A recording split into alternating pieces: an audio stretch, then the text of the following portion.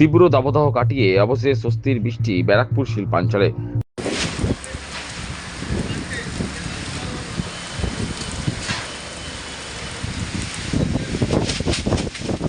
হাঁসফাঁস গরম থেকে অবশেষে স্বস্তির বৃষ্টি ব্যারাকপুর শিল্পাঞ্চলে।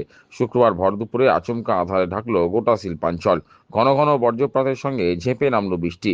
পথ চলতি মানুষজন ছুটে আশ্রয় নিলেন রাস্তার ধারের দোকানের শেডের নিচে। মৃদু স্বস্তি পেতে অনেকেই আবার আনন্দে বৃষ্টিতে ভিজেই গন্তব্যস্থলে পৌঁছলেন। তবে জ্যৈষ্ঠের তীব্র দাবদাহ থেকে স্বস্তির বৃষ্টিতে খুশি শিল্পাঞ্চলবাসী। শ্যামনগর ফিডার রোড শক্তিগড় টালিখোলার বাসিন্দা শিবু সরকার বলেন, দীর্ঘ অপেক্ষার পর আজ ভীষণ স্বস্তি পেলাম। আবহাওয়ার ভোল বদলে সকলেই প্রচন্ড খুশি।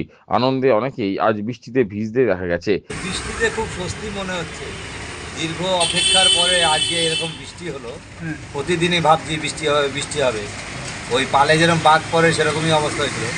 আজকে যে অরিজিনাল এই বৃষ্টিটা হলো, এই গরমের মধ্যে এত স্বস্তি লাগছে, আনন্দের শেষ নেই। কেমন কেমন লাগছে? ভীষণ ভালো লাগছে, ভীষণ ভালো।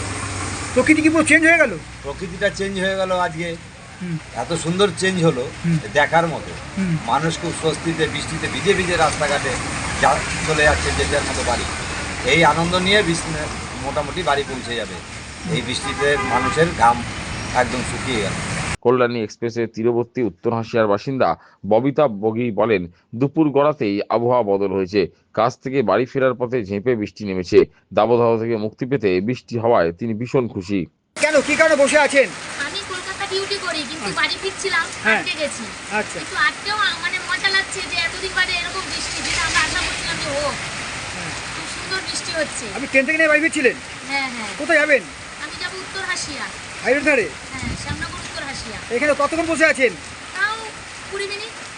হ্যাঁ, কেমন লাগছে এই যে গরম থেকে প্রচন্ড গরম ছিল একটা, সেখান থেকে গরম থেকে এরকম ওয়েদার মানে খুব আনন্দের বিষয়। এটা চাইছিলাম যে হোক, হয়েছে, খুব ভালোই হয়েছে। আনন্দে কাটবে, মানে খুব কি বলে আর কি, শান্তিতে কাটবে। যে কষ্ট আমরা উপভোগ করছিলাম তার থেকে মুক্তি।